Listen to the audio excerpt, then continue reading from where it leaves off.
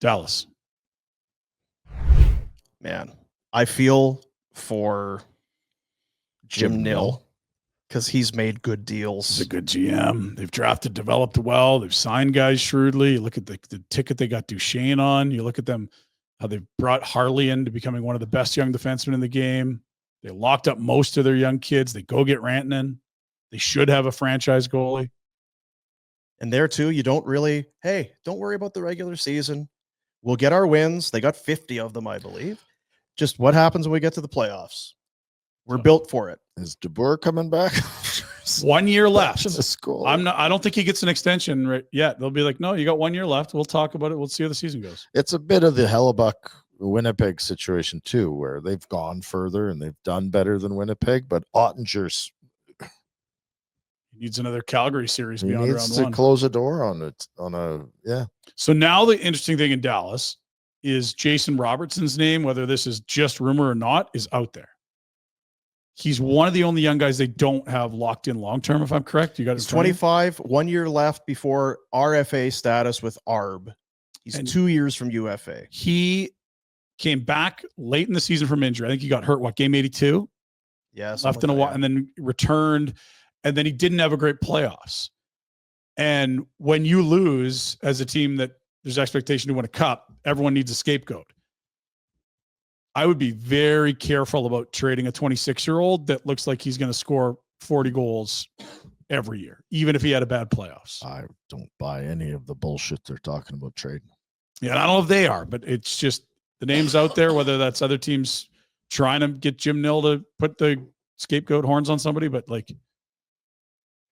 scapegoat horns. You see that? That was crazy. Goat horns. Scapegoat. A scapegoat would probably have goat horns. Yeah, I think that works. Yeah. Jesus. But if you have the goat horns, it feels like you've earned them. Whereas if you're a scapegoat, maybe you're unfairly being. That's why they're scapegoat horns. They're not just goat horns. Okay. What are you going to say? I said I would just. You bring Jamie Benn back?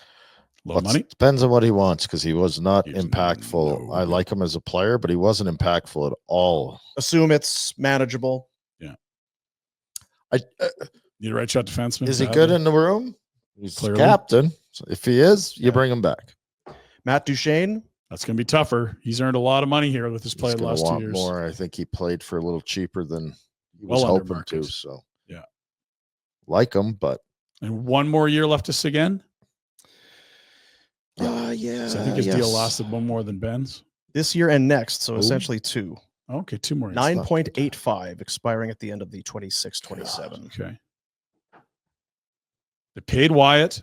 They paid Rope. They paid Heiskanen. I think they paid Harley. Tomas, 1 more. He's got this year at 4, and then RFA. So they haven't paid him yet. Yeah. Okay. But I think if I'm Jake Oettinger, I'm going to need my feelings to be soothed a little bit. He did a really good job in the exit interview that he did with the media. I could do that. Even if I was pissed to the core, I would come out and say the right things. And so I just give him credit because that could have turned into a disaster. And whether he's actually sour or not, we don't know.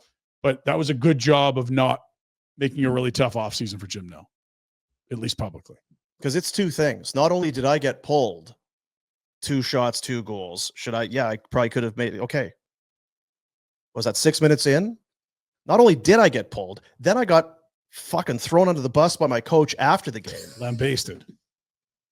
Fuck you, I wonder if there's something deeper though. Maybe that's why Pete DeBoer's not getting an extension. And maybe he's in that Rick Tocchet spot where he's like, look, I'm not coming back for 1 year. We'll just part ways. Or maybe I can get a job. Pain in the ass. He doesn't want to deal with it. He's hard to say. That's another one of those things. You don't need to be a psychologist. There was more to it than just allowing 2 goals and 2 shots. Pete DeBoer has some serious doubts in Jake Oettinger and his ability to win for this team right now. Certainly against Edmonton. Could have sugarcoated it at the end of when he was doing the press conference, and he didn't. He didn't. He put Casey DeSmith in game elimination game. That's a choice. Fireable offense. Perhaps. And again, they got it back to 3-2, and DeSmith allowed the first goal shot on net in, if I'm correct. Yep. Yeah. Like that. Easy, Pete. Yeah. And I think it's we all understand this word of caution. Teams that get to the Final Four all think they're going to win the cup. And when you lose, you get really, really pissed. We got to fix shit. You're probably still an incredibly elite team that's got a great shot of being a contender the next year. All 4 of these teams: Carolina, Florida, Edmonton, Dallas. Hey, buddies, thanks for watching. We appreciate it. Also, if you could throw in a like and subscribe, it does help us out with what it is we are doing. And check out more at flamesnation.ca.